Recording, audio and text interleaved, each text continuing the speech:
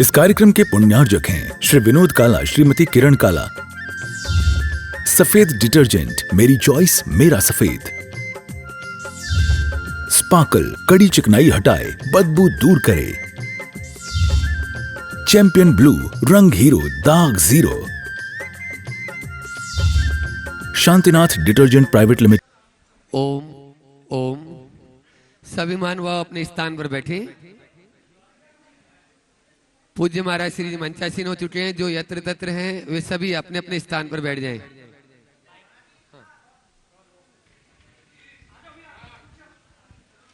जय बोलिए देवाधिदेव खजागढ़ श्री आदिनाथ भगवान की। वर्तमान शासन नायक वर्धमान महावीर स्वामी भगवान की। परम पूज्य श्रवण कुल तिलक प्रातः स्मरणीय संत शिरोमणि आचार्य भगवान श्री विद्यासागर जी महाराज की। परम पूज्य परंपराचार्य श्री समय सागर जी महाराज की। परम पूज्य गुणायतन प्रणेता प्रखर वक्ता भावना योग प्रवर्तक शंका समाधान प्रवर्तक गुरुवर श्री प्रमाण सागर जी महाराज की। परम पूज्य मुनिवर श्री निर्वेक सागर जी संधान सागर जी महाराज की। समस्त मुनि संघ की। शंका समाधान के आज के इस सत्र में आप सभी का हार्दिक अभिनंदन।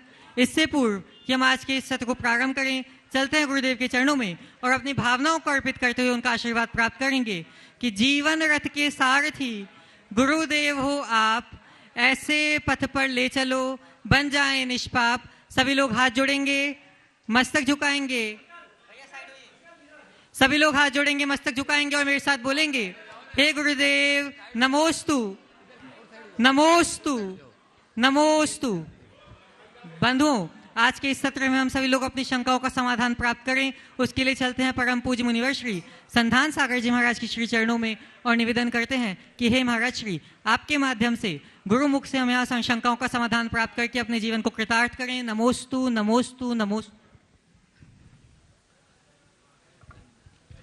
आज नव वर्ष के इस पावन अवसर पर और नंदीश्वर दीप के इस जिनाले में अपन चलते हैं गुरु चरणों में। आज प्रथम प्रश्न के लिए मैं आमंत्रित कर रहा हूं वंदना परिवार से राशि जैन।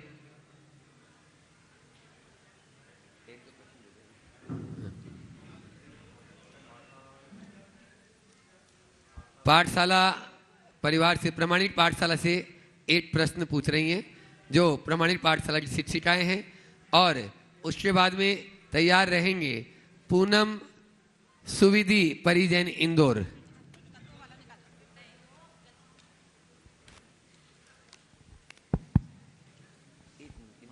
ऐसा पकड़ना है, ऐसा पकड़ना।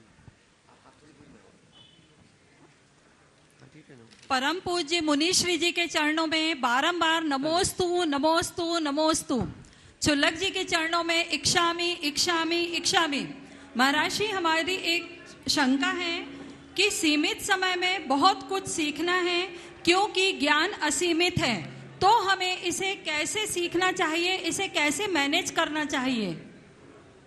बहुत अच्छा भाव आपने प्रस्तुत किया। ओ, सीमित समय में हमें असीमित सीखना है क्योंकि ज्ञान बहुत असीम है। इस संदर्भ में मैं इतना कहूँगा, ज्ञान का कोई अंत नहीं, पर हमारे पास समय की सीमा है और बुद्धि की दुर्बलता है। तो ऐसे समय में हमारे आचार्यों ने हमें एक परामर्श दिया, पारो नथ्य सुदीनम कालो थो वयम च दुम्मेहा तन्नवरी सिक्खी यब्बम जम जर मरणम खयम कुनदी। श्रुत का ज्ञान की कोई सीमा नहीं, काल थोड़ा है और हम लोग दुर्बुद्धि हैं। तो हमें वह सीख लेना चाहिए जिससे जन्म मरण का क्षय हो जाए। जो जन्म मरण का क्षय करे वो सीखे। तो जो हमारे लिए सारभूत है, जो सार्थक, उसे सीखने का प्रयास करें और जिज्ञासु वृत्ति सदैव बनाए रखें। एक छोटे से बच्चे से भी हमें बहुत कुछ सीखने को मिल सकता है। जिसके अंदर जिज्ञासु भाव बना रहता है वो हमेशा सीखते रहता है।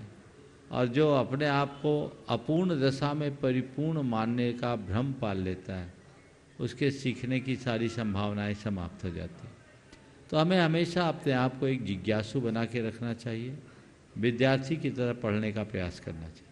ओम नमोस्तु महर्षि। पूनम सुविधि परी जैन इंदौर, उसके बाद में तैयार रहेंगे स्निग्धा विकास जैन पब्लिशर्स परिवार लाल जाटी। त्रयो मुनि राजों के चरणों में नमोस्तु नमोस्तु नमोस्तु और चुल्लक जी को इक्षामि इक्षामि इक्षामि। महाराज जी, मेरा प्रश्न यह है कि हम चौका लगाते हैं, उसमें महाराज जी के आहार हो जाएं तो बहुत अच्छा, और नहीं होते तो हमारे मन में विकल्प उत्पन्न होते हैं, तो वो विकल्प उत्पन्न ना हो ऐसा हम क्या करें? नमोस्तु महाराज जी। देखो, आहार लगाते समय ये भाव रखना कि मेरे यहाँ आहार हो अति उत्तम है, बल्कि इसी भाव से चौका लगाया जाता है कि आहार हो। लेकिन सबको ये जान करके रखना चाहिए कि चौके चाहे कितने ही हो, आहार तो एक की ही जगह होंगे, सबके यहाँ तो होंगे नहीं।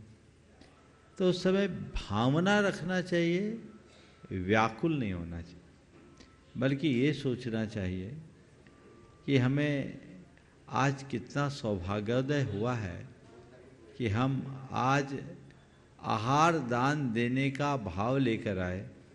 चलो अपने यहाँ हुआ तो ठीक है, नहीं हुआ तो मुनि महाराज का नहीं हुआ, और जिनका हो जाए उनका है, एलक जी छुलक जी का हो जाए, और किसी का नहीं है ब्रह्मचारी का हो जाए, और किसी का ना हो तो किसी साधर्मी को ले जाओ, उसका आहार करा के अपने आप को कृतार्थ कर लो, और किसी का भी ना हो तो ये सोच करके कि इस बहाने आज मुझे शुद्ध भोजन करने का सुअवसर तो मिल रहा है, ये संतोष करो, नुकसान कहीं नहीं।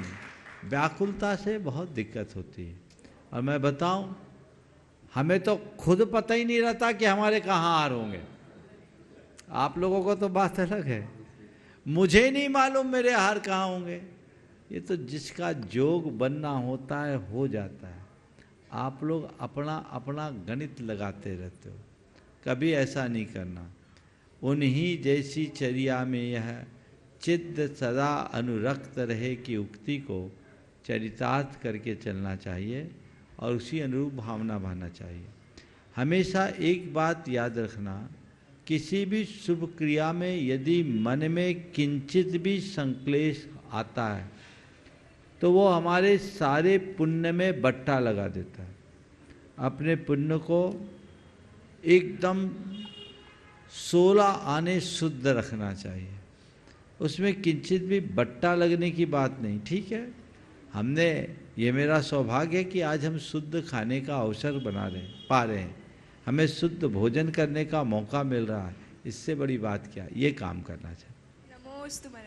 स्निग्धा विकास जैन पब्लिशर्स परिवार लाल जाटी, और उसके बाद में आज अपने बीच में कन्नौज से गुणायतन के शिरोमणि संरक्षक आए। हाँ ठीक है, फिल्म मेकर अंकुश जी जैन जो छिंदवाड़ा से अपने बीच में है, वे तैयार रहेंगे। महाराज जी के चरणों में त्रिबार नमोस्तु नमोस्तु नमोस्तु। शुल्लक जी को इच्छामी इच्छामी इच्छामी। महाराज श्री, आजकल हर छोटे से लेकर बड़े सभी लोगों में ये टर्म बहुत कॉमन है। क्या, फिर से बोलना। आजकल छोटे से लेकर बड़े तक सभी लोगों में ये टर्म बहुत कॉमन है, डिप्रेशन। महाराज जी, मेरी ये जिज्ञासा है कि क्या ये मानसिक रोग है, मन का तनाव है, या फिर एक मन का वहम? देखिए, डिप्रेशन अब बीमारी नहीं, महामारी का रूप ले। छोटे से लेकर बड़े तक, बच्चे से लेकर बूढ़े तक, सब वर्ग के लोग किसी न किसी रूप में डिप्रेशन के शिकार।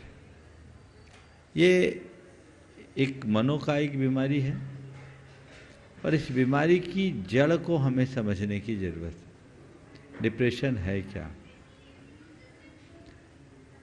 अत्यधिक अपेक्षा का विस्तार, जीवन जीने का कृत्रिम तरीका, आपाधापी और भागम भाग से भरी जीवन शैली और बिगड़ते हुए संबंध मनुष्य के डिप्रेशन के प्रबल कारण। समझ गए? इन सब से बचने का एक ही रास्ता है वह आध्यात्मिक दृष्टिकोण और सकारात्मक सोच। व्यक्ति यदि आध्यात्मिकता से भरकर और सकारात्मकता से जुड़कर आगे बढ़ता है तो उस पर कभी डिप्रेशन बाहर हावी नहीं हो सकता। आध्यात्मिकता से जुड़ो, आत्म स्वभाव को जानो, आत्मा का विश्वास रखें, कर्म सिद्धांत पर भरोसा रखें, सकारात्मक सोच रखें और व्यवहार में मिलनसारिता लाएं, सहनशीलता को विकसित करें, तो हमारे अंदर डिप्रेशन कभी हावी नहीं होगा। तो हमें ये दृष्टिकोण विकसित करना चाहिए और व्यक्ति को अंदर से मजबूत बनाना चाहिए। आज के समय में एक विसंगति और देख रहा हूँ कि आज की शिक्षा पद्धति में लोग बौद्धिक रूप से तो बहुत परिपक्व हो रहे हैं, लेकिन लोग भावनात्मक रूप से बहुत कमज़ोर हो रहे हैं। आईक्यू को बढ़ाने का प्रयास तो सब कर रहे हैं, ईक्यू को कोई नहीं देख रहे हैं। तो वो हमें देखना है। हमें भावनात्मक स्वास्थ्य को सुधारने की आवश्यकता और अपेक्षा है। जब तक मनुष्य भावनात्मक रूप से मजबूत नहीं होता, जीवन में आने वाले उतार चढ़ाव में स्थिरता नहीं रख सकता, समय के आघातों को बर्दाश्त करने की क्षमता नहीं रख सकता, और जब तक ये क्षमता या सामर्थ्य हमारे भीतर विकसित नहीं होगी, हम डिप्रेशन से बच नहीं सकते। तो अपने आप को अंदर से मजबूत बनाएं, भावनात्मक रूप से मजबूत बनाएं, और उसके लिए अपने भीतर आध्यात्मिक चेतना को विकसित करने की ज़रूरत है। ये यदि हम करेंगे तो इस तरह की समस्याएं हम पर हावी नहीं होंगी।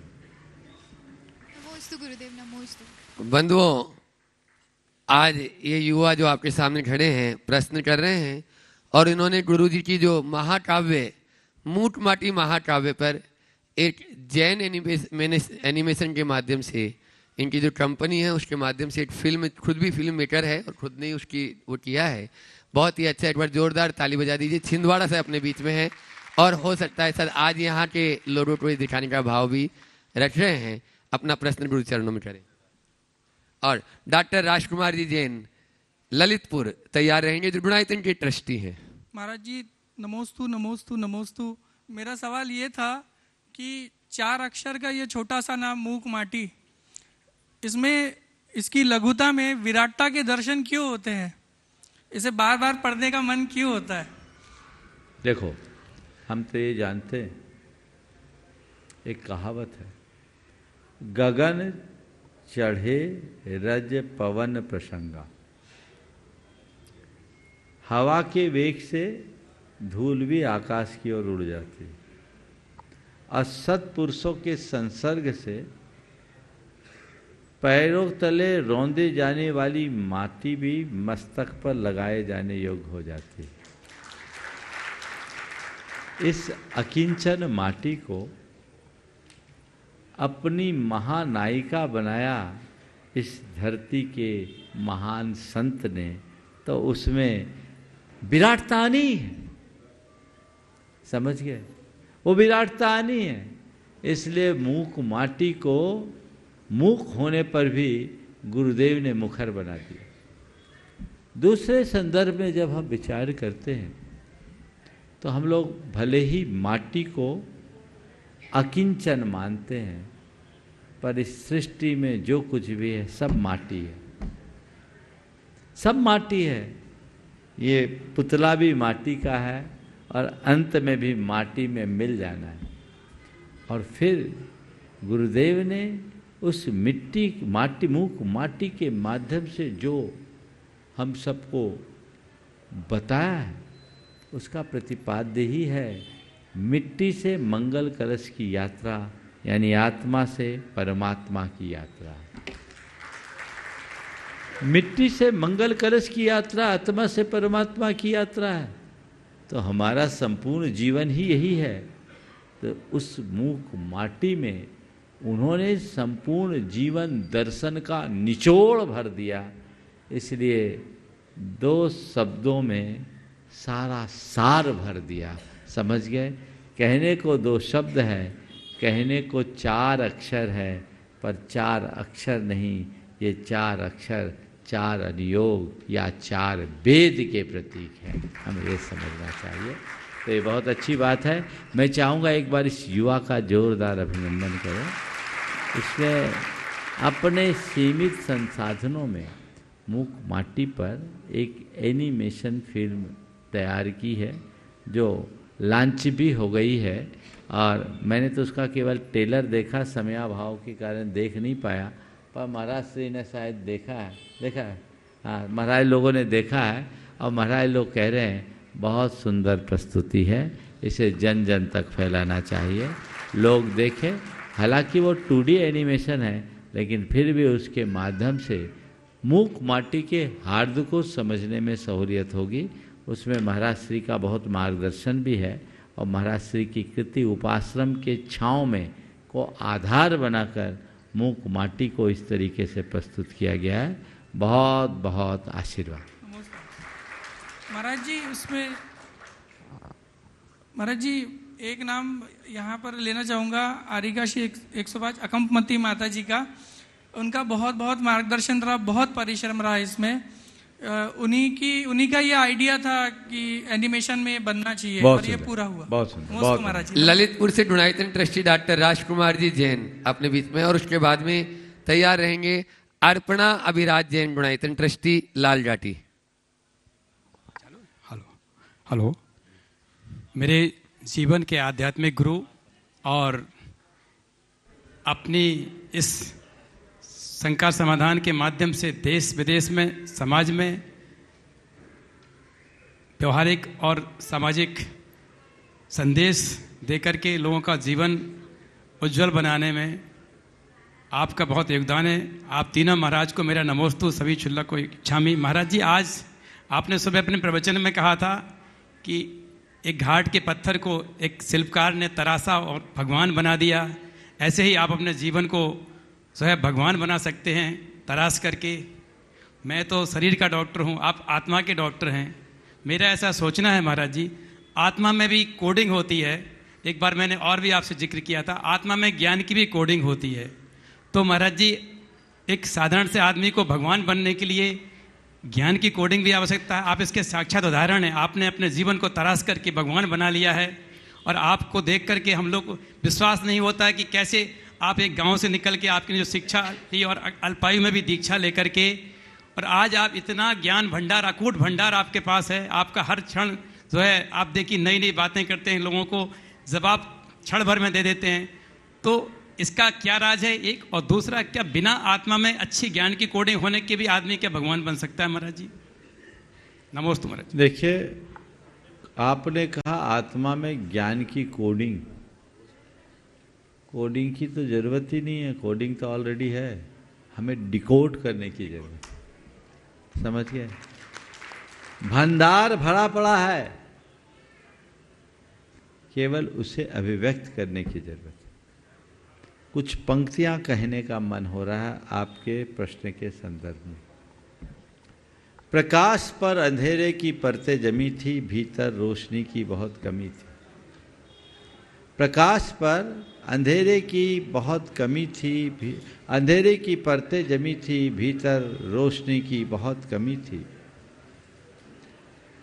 दिमाग ने हर संभव कोशिश किया, सुबह से शाम तक तलाशता रहा दिया। दिमाग ने हर संभव कोशिश किया, सुबह से शाम तक तलाशता रहा दिया। जहाँ भी जैसी भी मिली रोशनी अक्ल भीतर ले आई, लेकिन बात कुछ समझ न आई, अंधेरा बढ़ता ही गया। जहाँ भी जैसी भी मिली रोशनी अक्ल भीतर ले आई, लेकिन बात कुछ समझ न आई, अंधेरा बढ़ता ही गया। एक दिन एक कांतिमान दिया मुस्काया, मन को सम्मोहित करता नजर आया। एक दिन एक कांतिमान दिया मुस्काया, मन को सम्मोहित करता नजर आया। मुस्कुराकर दिमाग ने उसे भीतर आने का जो ही दिया निमंत्रण, दिमाग ने उसे भीतर आने का जो ही दिया निमंत्रण, खिलखिलाकर व्यंग से हंसने लगी किरण। दिमाग ने उसे भीतर आने का जो ही दिया निमंत्रण, खिलखिलाकर व्यंग से हंसने लगी किरण, इस जैसा एक और दिया जल रहा है तेरे भीतर। इस जैसा एक और दिया जल रहा है तेरे भीतर, रोशनी को व्यर्थ ढूंढती अक्ल घूमती है घर घर। इस जैसा एक और दिया जल रहा है तेरे भीतर, रोशनी को व्यर्थ ढूंढती अक्ल घूमती है घर घर।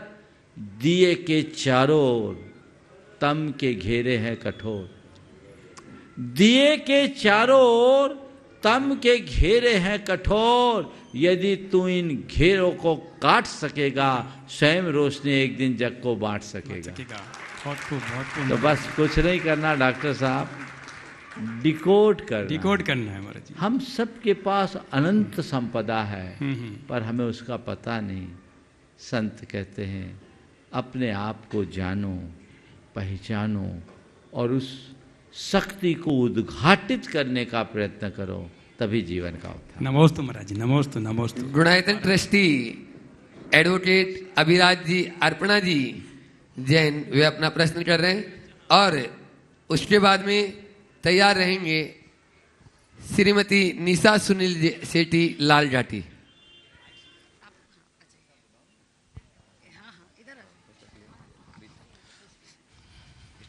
पूज्य मनीष श्री के चरणों में बारंबार नमोस्तु। विराजमान सभी महाराज श्री के चरणों में इच्छामी वंदन।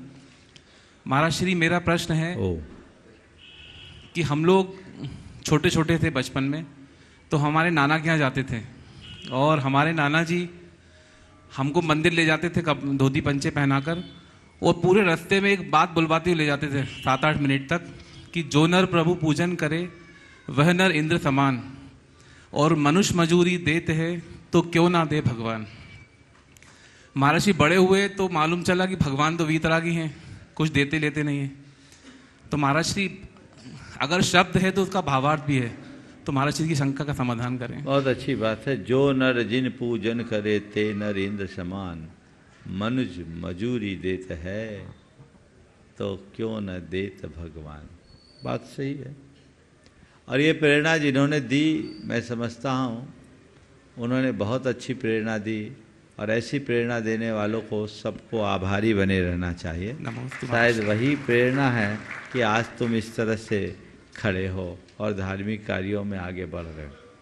जहाँ तक सवाल है बीतरागी भगवान के कुछ देने और न देने का, सच्चाई ये है कि भगवान कुछ नहीं देते, पर यह भी एक सच्चाई है कि पेड़ के नीचे जाने वाले को बिना मांगे छाया मिल जाती।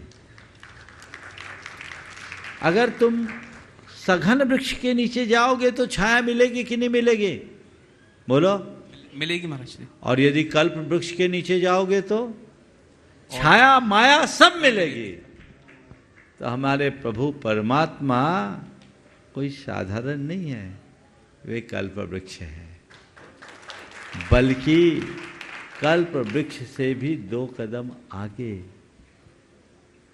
क्योंकि कल्प वृक्ष के विषय में कहा जाता है कि कल्प वृक्ष के समक्ष कामना करने पर वो फलता है, पर भगवान के समक्ष तो केवल उपस्थित होने पर ही सब कुछ फल जाता है। बिन जांचे बिन चिंतवे धर्म सकल सुख देन, ये जो बात है इसे हमें समझना चाहिए।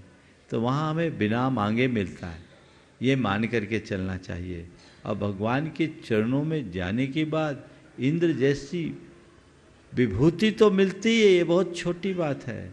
उनके चरणों में जाने के साथ बाद इंद्र जैसी विभूति नहीं, भगवान की शरण में आने वाला तो भगवत्ता पा जाता है। वो भाग्यवान है जो भगवान के चरणों में आता है, और जो भगवान के चरणों में आता है, भगवान की शरण पाता है, वो खुद एक दिन भगवान बन जाता है। तो जो भगवान बना दे उससे बड़ी बात क्या है। भूत्याश्रितम यही नात्म समम करोति, ये जो बात आप लोग भक्तामन में पढ़ते हैं कि भगवान आपके समक्ष आपकी आराधना करने वाला व्यक्ति यदि आपके समान हो जाता है तो इसमें कोई आश्चर्य की बात नहीं है। लोक में भी लोग अपने संपर्क में आने वाले लोगों को अपने समान कर देते हैं। तो तो आपके संपर्क और संसर्ग में आने वाला आप समान बन ही सकता। नमोस्तु महाराज श्री। लालघाटी से ही श्रीमती निशा सुनील सेठी अपना प्रश्न करें। और आज अपने बीच में महासमिति की राष्ट्रीय संयोजिका डॉक्टर ऋचा राजकुमार जी जैन भोपाल यहाँ अपनी पूरी टीम के साथ में वे अपना प्रश्न करेंगे। भोपाल नहीं, ये तो नागपुर है भाई, नागपुर नागपुर। महाराज जी को नमोस्तु। चलो ठीक, शुल्लक महाराज सुधार लो। हाँ। महाराज जी, यदि किसी व्यक्ति पद पर या किसी पर संकट आ जाए तो हमारे पाप कर्म का उदय होता है तो टल जाता है, लेकिन यदि पूरे शहर में संकट आ जाए, जैसे भूकंप, महामारी, गैस कांड, और राज्य पर संकट आ जाए, तो जैसे राष्ट्र पर संकट आ जाए और युद्ध बगावत जैसे प्रश्न पद पर आ जाए, तो पाप कर्म का उदय किसका है, हमारा, देश के राजा का या प्रजा का? ऐसी परिस्थिति में देशवासियों का क्या कर्तव्य होगा? देखिए, ये बहुत दुखद है। बताते हैं कि म्यांमार और बैंकॉक में भूकंप आया। सबसे पहले तो मैं चाहूँगा उस भूकंप से जितने भी लोग हताहत हुए हैं, हम उन सब के प्रति अपनी संवेदना प्रकट करें, उनके प्रति सद्भावना रखें, और जो लोग घायल हैं और पीड़ित हैं वे शीघ्र स्वस्थ हों, ऐसी मंगल कामना करें। ये एक प्राकृतिक आपदा है। इस तरह की आपदा कहीं भी किसी भी स्थिति में बन सकती है। इस आपदा का कारण है सामूहिक पाप। क्या है? सामूहिक पाप। हम लोग कई बार व्यक्तिगत रूप से पुण्य पाप करते हैं और कई बार सामूहिक रूप से पुण्य पाप करते हैं। अभी इतने सारे लोग बैठ करके धर्म ध्यान कर रहे हैं, ये क्या कर रहे हैं? पुण्य कर रहे हैं कि नहीं कर रहे हैं? जी। तो ये हम सब सामूहिक रूप से पुण्य कर रहे हैं, लेकिन किसी एक पाप कर्म में लगे हैं। कहीं दंगा कर रहे हैं, कहीं बलि चढ़ा रहे हैं, कहीं और पाप का काम कर रहे हैं, और हजारों लोग उसकी में अपनी सहभागिता दे रहे हैं, अनुमोदना कर रहे हैं। वो सामूहिक पाप कर रहे हैं। तो ऐसे ही सामूहिक पुण्य होता है, ऐसे ही सामूहिक पाप होता है। सामूहिक पुण्य हम सब के बीच अनुकूलता उत्पन्न करता है, और सामूहिक पाप से हम सबके मध्य सब प्रकार की प्रतिकूलताएं और परेशानियां आ जाती हैं। ये जो चीज़ें हैं, इन सबको सामूहिक पाप का परिणाम समझना चाहिए। ठीक। नमोस्तु। डॉक्टर ऋचा राजकुमार जैन नागपुर, महासमिति संयोजिका और महासमिति के सारे और भी सदस्य, एक बार जोरदार ताली बजा दीजिए इन सभी। सर्वप्रथम गुरुदेव, समस्त भारतवर्ष की दिगंबर जैन महासमिति की तरफ से आपके चरणों में नमोस्तु नमोस्तु नमोस्तु गुरुदेव। गुरुदेव, सबसे पहले तो मैं आपसे आशीर्वाद लेना चाहूंगी, क्योंकि मैंने अपनी पीएचडी नमोकार मंत्र पे की है, और आज तक हमारे डॉक्टर मंजू जैन, डॉक्टर अर्चना जैन और मैं एसएसआर रहती हूँ, अभी तक 36 पीएचडी नमोकार मंत्र की हम सबकी हो चुकी हैं, और 4 पीएचडी अभी 31 मई को मिलेंगी। तो आप सब उनको आशीर्वाद दें, जो आपका एक मेडिटेशन है, जो हम लोग कोशिश करते हैं कि इसको बहुत आगे बढ़ा दें। दूसरा गुरुदेव, आज हमारी पूरे दिन मीटिंग चली, श्री दिगंबर जैन महासमिति की पूरी राष्ट्रीय कार्यकारिणी आज भोपाल में थी। उसमें बहुत सारे प्रस्ताव पारित हुए। गुरुदेव, हम एक चीज समाज की बहुत बड़ी विडंबना देखते हैं कि जब हम धर्म की बात करते हैं कि मंदिरों में बोलियां लग रही हैं या हम मंदिर बनवाना है, तो लाखों और करोड़ों का दान सामने आ जाता है। पर जब हम समाज के उत्थान के लिए, स्कूल के लिए, कॉलेज के लिए और बाकी चीज़ों की साधर्मी सहायता की यदि हम बात करते हैं, तो वहाँ हमको ऐसा लगता है कि लोगों का एक कन्फ्यूज़न होता है कि मुझे पुण्य नहीं मिलता। तो गुरुदेव, इस पुण्य में और धार्मिक पुण्य में क्या फ़र्क है, ये मैं समझना चाहूँगी। देखिए, हमारे समाज में एक बहुत अच्छी परंपरा है कि जैन समाज जितनी संपन्न है उतनी ही उदार। दान की प्रवृत्ति जैनियों में जिस प्रकार की है, अनुपातता वैसी प्रवृत्ति अन्य लोगों में कम दिखती है। मैं इसे समाज के बहुत ही सुनहरे पक्ष के रूप में देखता हूँ। ये एक अच्छा प्रसंग है, ये होना चाहिए। जहाँ तक सवाल है मंदिर आदि में दान देने की और समाज के अन्य कल्याणकारी उपक्रमों में दान देने की, मेरा मानना है कि अगर अच्छे तरीके से काम करने वाला हो और योजना अच्छी हो, सामने वाले में विश्वसनीयता और प्रामाणिकता हो, तो कोई भी काम करे दान देने वालों की कमी नहीं होती। जी। हमारा तो अनुभव है, लाइन लग जाती है। अभी गुरुकुलम की शुरुआत हुई, विद्या प्रमाण गुरुकुलम, लोगों ने बढ़ चढ़ कर के आगे आकर के अपनी भागीदारी दी। और बहुत सारे लोग आज भी ऐसे हैं जो ऐसे कार्यों में दान देने के लिए सतत उत्साहित रहते हैं। मेरे संपर्क में बहुत से ऐसे लोग भी हैं जो केवल ऐसे ही कार्यों में ज़्यादा रुचि रखते हैं। इसलिए ये कहना कि बाकी काम में लोग ज़्यादा देते हैं, यहाँ कम देना चाहते हैं, मुझे समझ में नहीं आता। बाकी कामों का उपयोग तुरंत दिख जाता है, इसलिए लोग अलग तरीके से देते हैं। इन कार्यों में चीज़ें धीरे धीरे उभरती है, इसलिए लोगों का उत्साह कम होता है। जहाँ तक दान देने का सवाल है, तो हमारे यहाँ दान देने के 7 स्थान बताएं। जिन बिंब जिनागार जिन यात्रा प्रतिष्ठिकम दान पूजा सुसिद्धांत लेखनम सप्त क्षेत्रियो। भगवान के बिंब का स्थापन करना, मूर्तियाँ स्थापित करना, मंदिर बनाना, तीर्थ यात्रा करना, पंच कल्याणक प्रतिष्ठा करना, चतुर्विध संघ को आहार औषधि उपकरण आवास दान देना, भगवान की पूजा आराधना विधान करना और शास्त्र का प्रकाशन करना, ये 7 पारमार्थिक दान है। इनमें परमार्थ की पुष्टि होती है, इन कार्यों से परमार्थ का विकास होता है। इन 7 क्षेत्रों में सतत दान देना चाहिए। इनसे हमारे दान का प्रयोजन पूर्ण होता है। दान क्यों देते हैं? अनुग्रहार्थम सस्याति सर्गो दानम। स्वपर के उपकार की भावना से अपने धन के परित्याग का नाम दान कहलाता है। तो हम स्वपर के अनुग्रह के लिए देते हैं। हमने किसी को पढ़ा लिखा दिया, उस पर उपकार हुआ। क्या उपकार हुआ? उस व्यक्ति का ये जीवन सुधर गया। किसी रोज आश्रयहीन को हमने आश्रय दे दिया, उस पर उपकार हुआ। क्या हुआ? उसका ये जीवन का ठिकाना बन गया।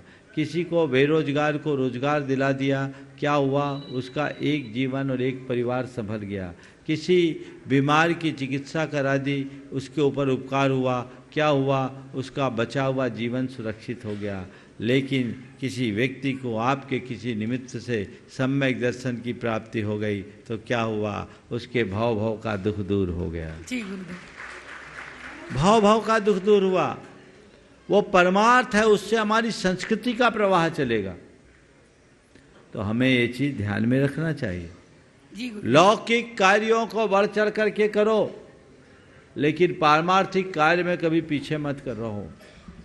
और लोगों को दान देकर, खासकर साधर्मियों की बात कर रहा हूं, दान देकर पर निर्भर मत बनाओ, उसका पुण्य जगाकर उसे सम्राट बनाओ, अमीर बनाओ। उसका उपकार ये, अरे तुम बड़े गरीब हो, लो हम तुम्हें सहयोग दे रहे हैं, एहसान दे रहे हैं, इससे क्या होगा?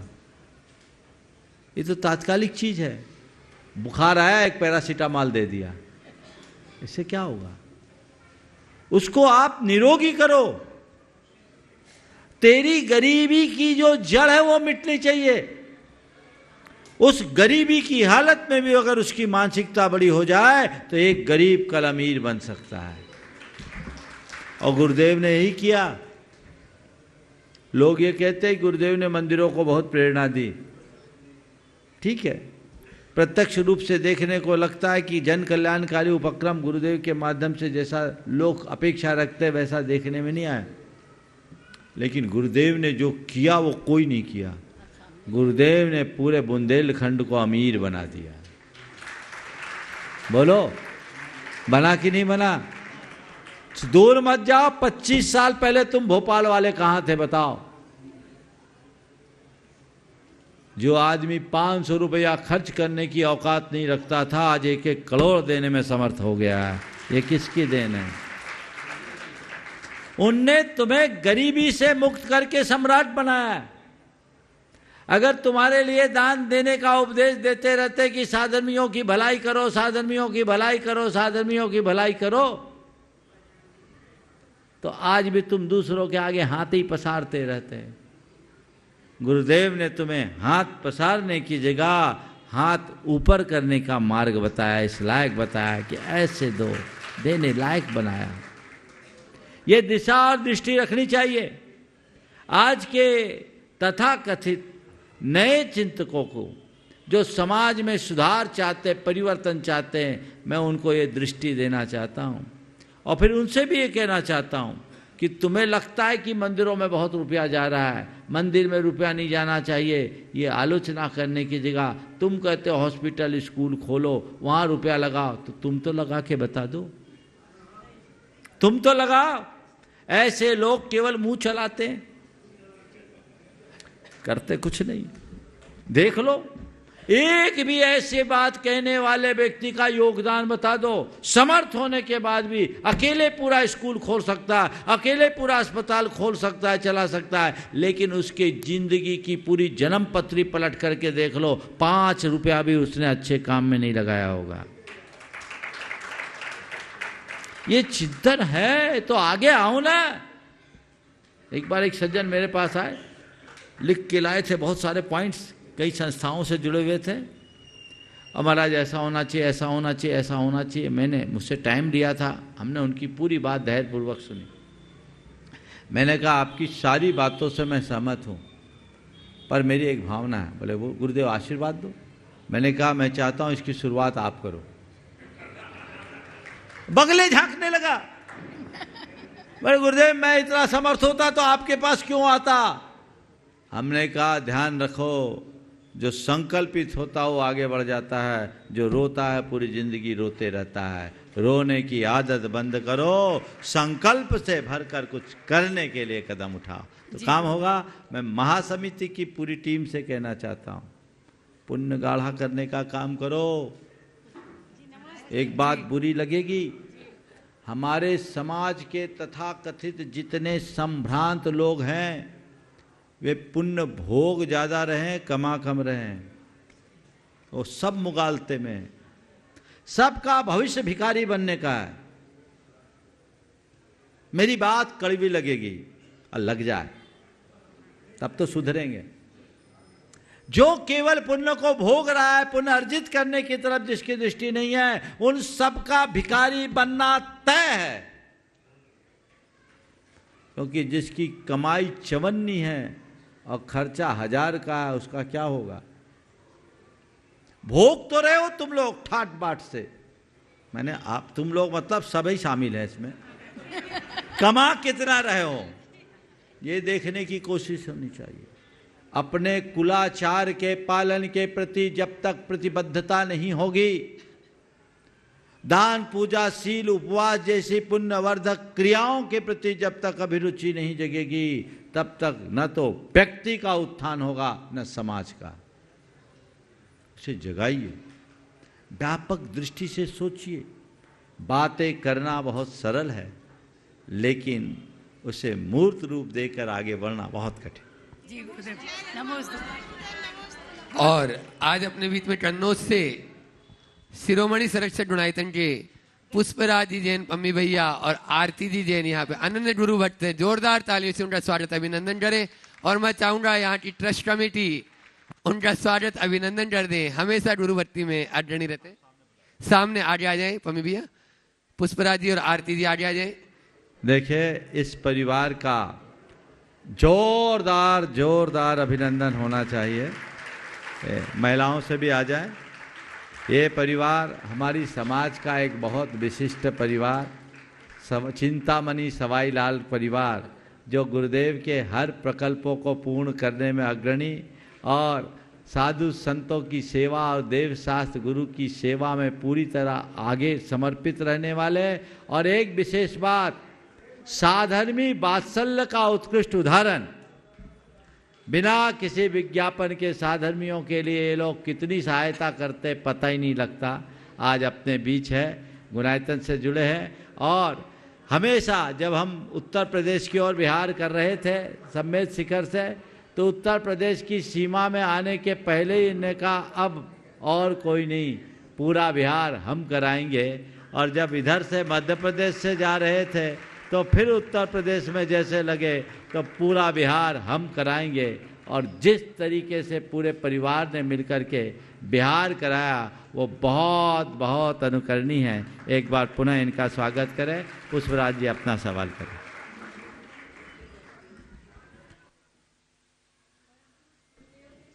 संजय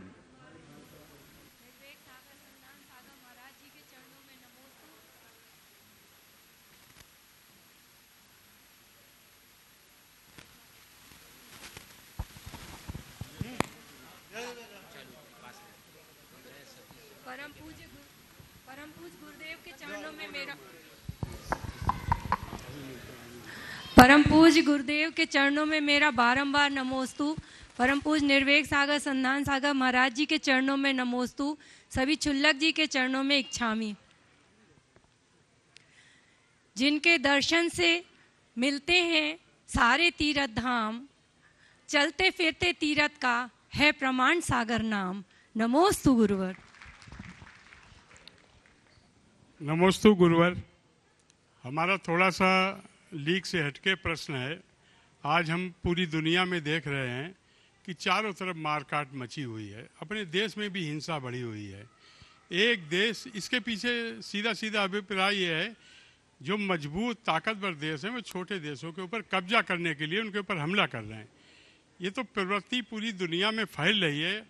गुरुदेव, इसका भविष्य क्या है? समझ में नहीं आता कि ये हिंसा कहाँ तक जाएगी, क्या होगा क्या नहीं होगा। कभी कभी चिंतित हो जाते हैं। स्वाभाविक है और ये बहुत गंभीर विषय है। पूरा विश्व आज हिंसा की ओर बढ़ रहा है और लोग आशंका भी व्यक्त कर रहे हैं कहीं तीसरा विश्व युद्ध न हो जाए। तो मैं तो ये कहता हूँ, युद्ध का अंत सदैव बुरा रहा है और युद्ध से कभी भी शांति नहीं हुई, इतिहास है। और यदि इसी तरह युद्ध का विस्तार होता रहे तो आने वाला समय बहुत बुरा होगा, इसमें कोई संशय नहीं। हम सबको एक ही भावना भानी चाहिए कि सारे जग में शांति हो, युद्ध का उन्माद खत्म हो और सब लोग अहिंसा को आत्मसात करें, जियो और जीने दो के संदेश को अपने जीवन का आदर्श बनाएं, सर्वभूतात्म भावना को विकसित करें। यदि ये बातें हम सब में विकसित करेंगे तभी कुछ सुरक्षित रख पाएंगे। नमस्ते गुरु। नमस्ते। अपने बीच में महाराष्ट्र संभाजी नगर से संजय जी नेमिनाथ, वे भी शिरोमणि संरक्षक गुणायतन है, अपना प्रश्न कर रहे हैं। बंधुओं, उन्होंने वहाँ श्री विद्या प्रमाण इंटरनेशनल स्कूल वहाँ चला रहे हैं। एक बार जोरदार ताली से उस शिरोमणि संरक्षक परिवार का जो महाराष्ट्र से यहाँ पर उपस्थित है। हाँ नेमिनाथ बोले, समय कम है इसलिए आप और कमेटी वहीं चले जाए, अध्यक्ष मंत्री 2 जने चले जाए, वहीं जाके स्वागत अभिनंदन कर देंगे। वहाँ तक माइक पहुँचाए, वे अपना करें। और उसके बाद में निर्मल जी टीआई शांति नगर लालघाटी तैयार हैं, अध्यक्ष।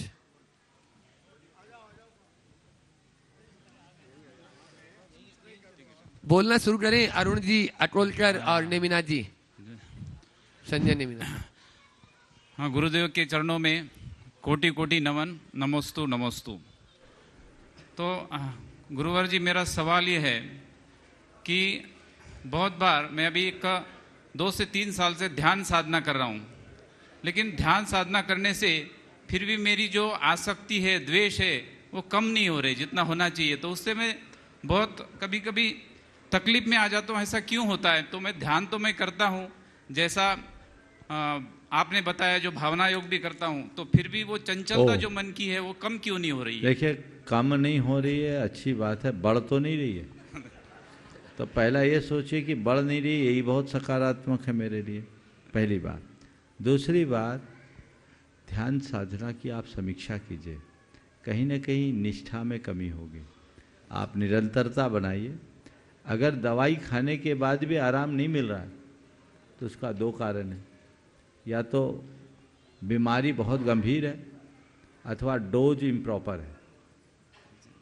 तो आप दोनों चीज़ें देखिए। अगर डोज भी प्रॉपर ले रहे हैं तो थोड़ा धैर्य रखिए। क्रॉनिक बीमारी एक दिन में नहीं जाती, धीरे धीरे जाएगी, चीज़ें ठीक हो। और एक मैं हमारा जो श्री विद्या प्रमाण इंटरनेशनल स्कूल, जैसे हमने बताया, अभी हमारे संजय जी अंबेकर सर है, उनके साथ में मैं अभी एक साल से काम कर रहा हूँ।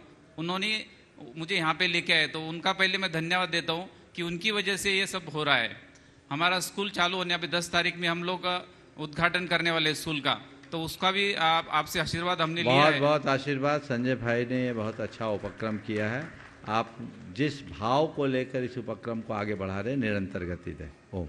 धन्यवाद। धन्यवाद। निर्मल जी टीआई अध्यक्ष शांतिनाथ जिनालय लालघाटी, और उसके बाद में तैयार रहेंगे चटरेश जी चौधरी लालघाटी। नमोस्तु महाराज एक ही प्रश्न करेंगे चटरेश जी चौधरी जी, 2 प्रश्न, 1 प्रश्न। गुरुवार, अभी गर्मी की छुट्टी हो रही है, पहले मामा के यहाँ नाना के यहाँ जाते थे, वर्तमान में ये सब बंद हो गया है। इसकी वजह से ना दादा दादी ना नाना नानी दोनों के पास पोता पोती नाती नातन नहीं जा रहे हैं। उसकी वजह से वो कमर पे बैठते थे, पीठ पे बैठते, घोड़ा बनते थे तो कमर दर्द हो जाता, घुटने का दर्द भी दूर हो जाता था। वर्तमान में समाज की बड़ी समस्या हो गई है। ये बच्चे जो हैं पहाड़ियों पे तो जाना चाहते हैं, हिल स्टेशन पे जाना चाहते हैं, मगर धार्मिक स्थान पर नहीं जाना चाहते हैं। इसमें सुधार कैसे हो बताएं पाए। यह बड़ी गंभीर समस्या है। ये बदलती भी सोच का कुपरिणाम। जब तक हम लोगों के मन में अपनी मूलभूत परंपरा और संस्कृति के प्रति निष्ठा को जागृत नहीं करते, तब तक ऐसी समस्याएं बनी रहे। अब मैं एक सुझाव देता हूँ, बच्चे यदि गर्मी छुट्टी में नहीं आ पाए तो एक नई शुरुआत की जाए, बड़े बच्चों के पास जाना शुरू कर दें। ये तो हो सकता, आपको तो छुट्टी है, रिटायरमेंट के बाद जिनको काम नहीं, पर वो भी वहाँ नहीं जाना चाहते क्योंकि महाराज जी कह रहे बेटा बहू रखना नहीं चाहते। ये भी एक समस्या है। ये जो गैप है ये बड़ा विचित्र है। ये पूरी पाश्चात्य सभ्यता के अंधानुकरण का कुपरिणाम है। हमें इस पर बहुत जागरूक रहना चाहिए। नमस्ते महाराज। चटरेश जी चौधरी और साथ में ही विजय जी चौधरी और प्रमोद जी चौधरी, मैं देख रहा हूँ पूरा चौधरी परिवार है। परम पूज्य अपना प्रश्न करें, उसके बाद में अनुभव जी सराफ तैयार है। के चरणों में इच्छामी महाराज श्री, हमारे मन में काफी दिनों से दो शंकाएं चल रही हैं। एक पूछो जल्दी। हाँ, छूटती गाड़ी। महाराज जी, सामान्यतः कहा जाता है कि प्रतिमा विराजमान करने में एक परिवार या एक कुल ही विराजमान कर सकता है। तो हमारी जिज्ञासा है कि क्या ये आगम सम्मत है या परंपरा ही है? देखिए, प्रतिमा जी विराजमान करने के पीछे एक भावना होती। प्राचीन काल में भी जो प्रतिमा विराजमान करने की परंपरा थी वो एक व्यक्ति होता था। वर्तमान में एक परिपाटी बन पड़ी है कि जब प्रतिमा विराजमान किया जाता है उसमें प्रशस्ति उल्लेख होती है, तो प्रशस्ति में वंशावली लिखी जाती। तो एक परिवार हो तो ठीक है, अनेक परिवार मिलकर के प्रतिमा विराजमान करना शोभास्पद नहीं रहा। इसलिए एक व्यवस्था बनी हुई है कि भगवान विराजमान करना है तो अकेले बनाओ। लोग तो पहले पूरा मंदिर बना देते थे, तुम भगवान भी अगर साझे में विराजमान करोगे तो क्या होगा। तो गुरुदेव को मैंने देखा 1988 के बाद से गुरुदेव की दृष्टि में ये बात आई। एक जगह की कहीं मूर्ति विराजमान होनी थी, उसके लिए जगह जगह से कलेक्शन हुआ जा रहा था। बाद में गुरुदेव को लगा कि ये परंपरा ठीक नहीं। उसके बाद अमरकंटक की प्रतिमा जब विराजमान करने की बात आई, 9 फुट की धातु की प्रतिमा विराजमान करना था। गुरुदेव ने कहा कि मैं तभी आशीर्वाद दूंगा जब कोई एक परिवार आगे आएगा। तब बाबूलाल जी जयश्री आयल मिल वालों ने, दुर्ग वालों ने ये बीड़ा उठाया था, संकल्प लिया, और उन्होंने उस समय 26 टन की प्रतिमा विराजमान करने का भाव रखा। मैंने उनसे ऐसे ही पूछा, 1992 की बात है, कि बाबूलाल जी साहब आपने ये प्रतिमा विराजमान करने का संकल्प ले लिया। बोला मैंने कुछ नहीं किया, मैंने अपने बच्चों को बुलाया, मेरी 4 यूनिट है, और मैंने बच्चों से कहा एक काम करो, सब तुम ले लो, मेरा हिस्सा मुझे दे दो, मेरी मूर्ति बन जाएगी। मुझे भगवान विराजमान करना है, मेरे जीवन का ये सबसे श्रेष्ठ कार्य है। और उनने एक बात जोड़ी थी, महाराज ऐसे लोग रुपया खाते रहते हैं, अच्छे कार्य में लग गया वही अपना है। और ये परंपरा उसके बाद से मैंने देखा कि एक ऐसी व्यवस्था बनी और लोग बहुत उत्साहित होकर ये कार्य करते हैं, उसका परिणाम भी आता है। हर व्यक्ति को ऐसा भाव रखना चाहिए। महाराज दूसरी छोटी आपके गर्मागर्म प्रश्नों का उत्तर ऐसे ही नरमानरम मिलता रहेगा, लेकिन उसके पहले आज जो डुणायतन से संबंध हुए हैं उनके नामों की घोषणा के लिए डुणायतन के प्रचार मंत्री शिरोमणि संरक्षक अनुभव जी सर आप गुरुदेव के चरणों में नमन और मुनि संघ के चरणों में नमन। निरंतर की तरह प्रतिदिन गुणायतन परिवार से लोगों को परिवारों का जुड़ना चालू है। आप उनकी पुण्य की अनुमोदना करेंगे, मैं उनका नाम ले रहा हूं, आप लोग तालियां बजा के उनका अभिनंदन करेंगे। आज संस्थापक सदस्य के रूप में श्री प्रकाश चंद जैन, बिमलाबाई जैन, श्री मनोज कुमार जैन, रचना जैन, अशोकनगर। आज संस्थापक सदस्य के रूप में श्री विनोद कुमार जैन, श्रीमती राज जैन, बेहो जैन, सची जैन, अशोकनगर। और सूत्रधार के रूप में हमारे परिवार से आज जुड़े श्री प्रवीण कुमार जैन, श्रीमती किरण जैन, अशोकनगर। आज लाल घाटी से गुरुदेव वो परिवार जुड़ा है, आप लोग ताली बजा के उनका अभिनंदन करेंगे। श्रीमती ममता महेंद्र जैन, ट्रस्टी कर्नल परिवार, CMD हैं NHI में। इनके परिवार में मीनाक्षी, रमेश कर्नल जी, मेघा, अमित, चिरंजीवी, वीरान से पूरा परिवार मंच के नज़दीक तुरंत आएगा।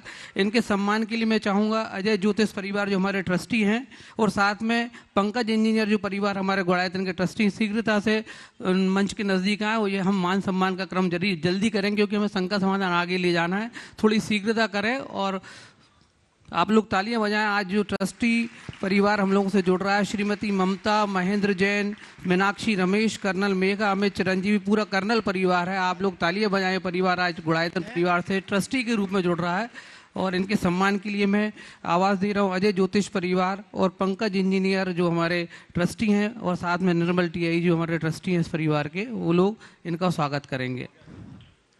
और आज जिन्होंने यहाँ पर नंदीश्वर द्वीप में पाठशाला पहले से चलती थी, प्रमाणिक पाठशाला से भी संबंध है, आज कलश की स्थापना की और कलश स्थापना का सौभाग्य प्राप्त किया प्रातःकाल की बेला में चौधरी परिवार से विजय जी चौधरी, जो यहाँ के यशस्वी अध्यक्ष भी हैं और साथ में ही पूर्व जो है बार काउंसिल के पूर्व चेयरमैन भी रहे हैं। और मैं चाहूँगा वे अपना प्रश्न गुरुचरणों में करेंगे, उसके बाद में शिक्षिकाएं भी तैयार रहेगी, उन शिक्षिकाओं के सम्मान भी आज यहाँ पर होना है, बस समय कम है। विजय जी चौधरी, प्रमोद जी चौधरी, अध्यक्ष और कार्य अध्यक्ष, अपना प्रश्न करें।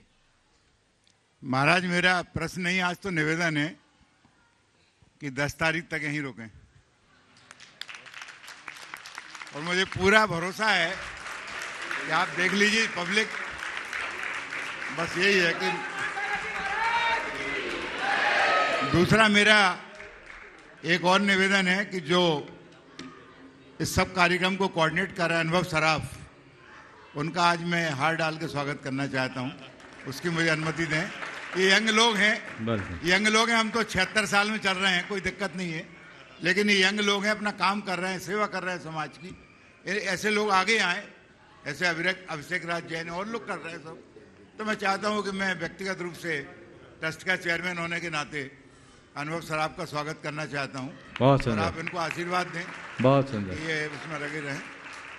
और आपकी योजना सबको बताएं, क्या योजना है वहाँ की, आपको बताना पड़ता है, इनको बताना चाहिए सब, तो ये आशीर्वाद इनका। ओ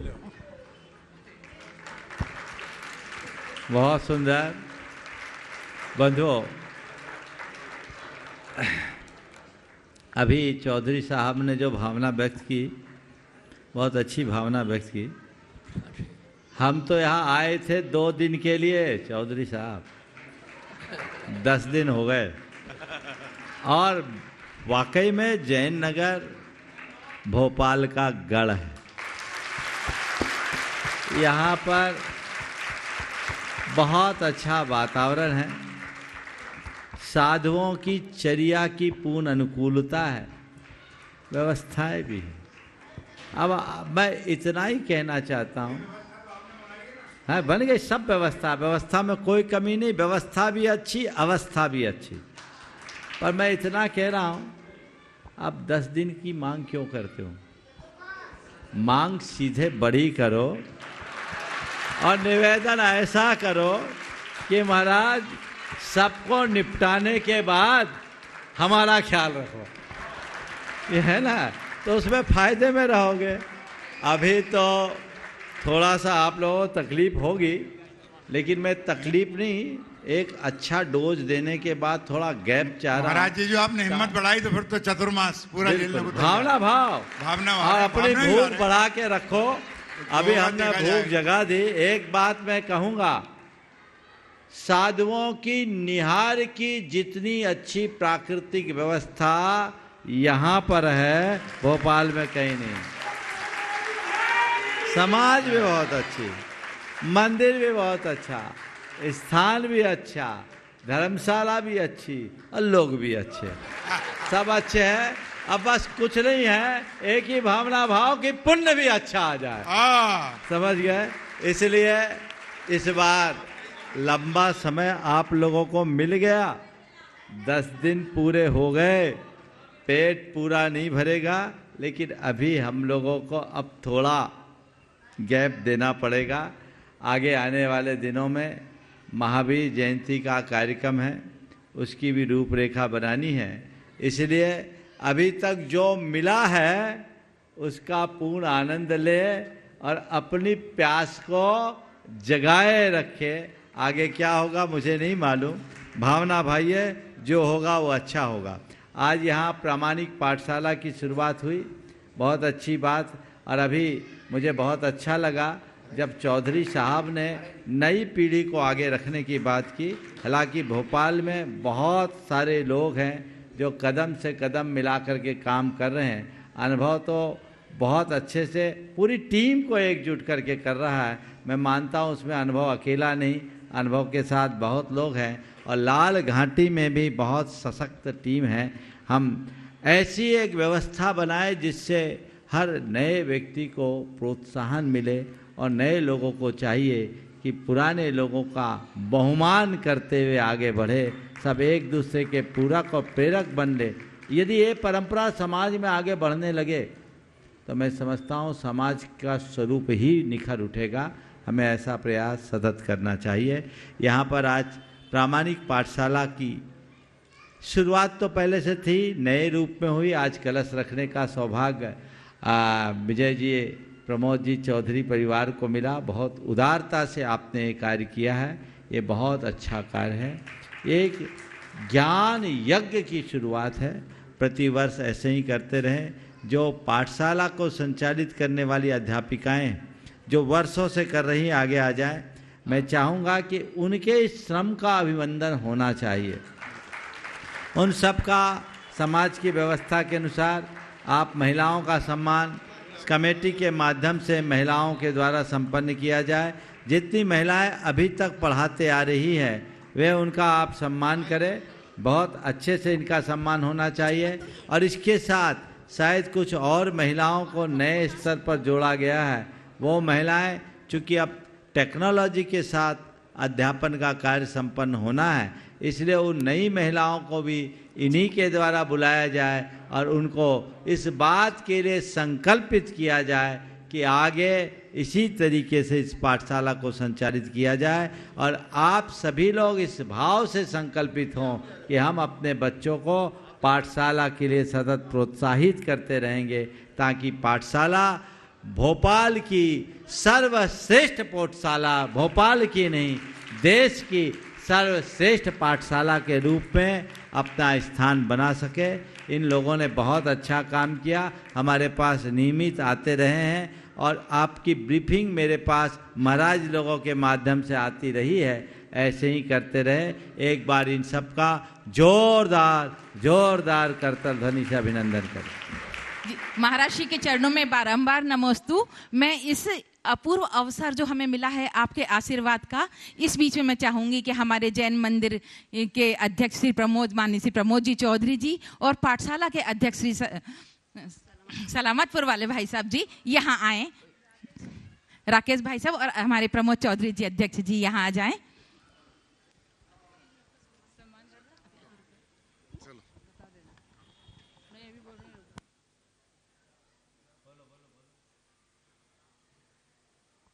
बोलो आचार्य विद्यासागर महामुनि राज की, आचार्य प्रमाण सागर पूज्य मुनि प्रमाण सागर जी महाराज की। एक दिन आचार्य बनोगे, क्या करें, मुंह से निकल रहा है तो। हाँ महाराज जी, भोपाल में आपका प्रवास बहुत अच्छा है। हमारी जो शिक्षिकाएं जो है ना, सांगानेर से आगरा में अपने वो सुधा सागर जी महाराज के कार्यक्रम में इनाम लेके आई थी। यहाँ भी बहुत अच्छे अच्छे कार्यक्रम होते हैं। आप अगर कार्यक्रम देख लेते बच्चों के तो पूरी शिक्षिकाएं तन मन धन से हमारे लिए समर्पित हैं। और ये पाठशाला वास्तव में आपने कहा है देश में नाम ऊंचा करेंगी, क्योंकि मुनि के वचन कभी खाली नहीं जाते हैं। और यहाँ पाठशाला, औषधालय, धर्मशाला, भोजनशाला और आपके चरणों की कृपा से बना हुआ ये मुनि संघ का जो आचार्य विद्यासागर निवास है, इसलिए वो सारी यहाँ चीजें हैं। समाज बहुत अच्छी है जो आपके मुंह से निकला है, इसलिए हम चाहते हैं कि महावीर जयंती तो ठीक है, चौधरी साहब ने कहा, भाई साहब ने, आप वास्तव में यहाँ चतुर्मास करिए, क्यों कि यहाँ वो ही मजा आके जैसा गुणायतन में आता है, क्योंकि क्षेत्र अच्छा है, गुणायतन भी अच्छा है, महाराज भी अच्छे हैं और सब लोग भी अच्छे हैं। जोरदार तालियां बजाओ।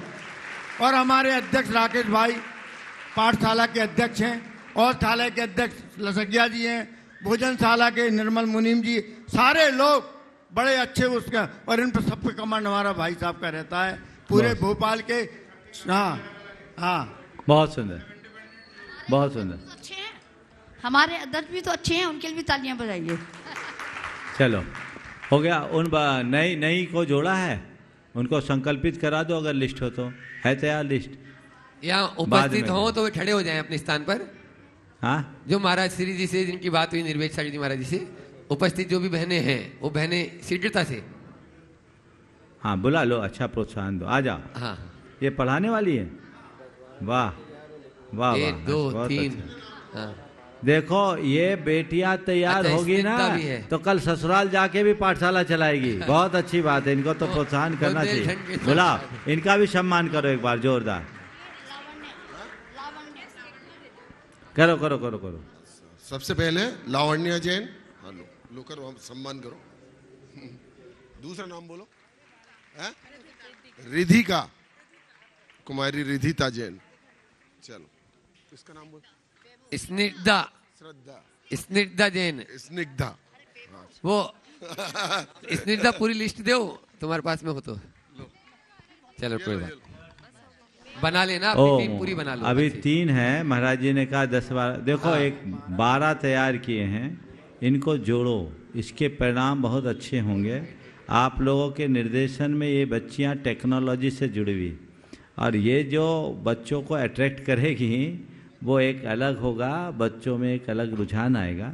अपने मार्गदर्शन में इन बच्चों को आगे बढ़ाने से एक तो ये मजबूत होंगी, और अपनी पाठशाला भी कम से कम 5-7 साल तो ये लोग पढ़ा देगी, तो ये बहुत अच्छा काम होगा, बहुत बढ़िया।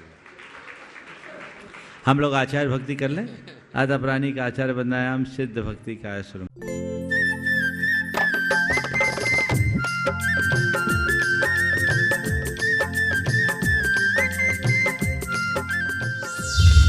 इस कार्यक्रम के पुण्यार्जक हैं श्री विनोद काला, श्रीमती किरण काला।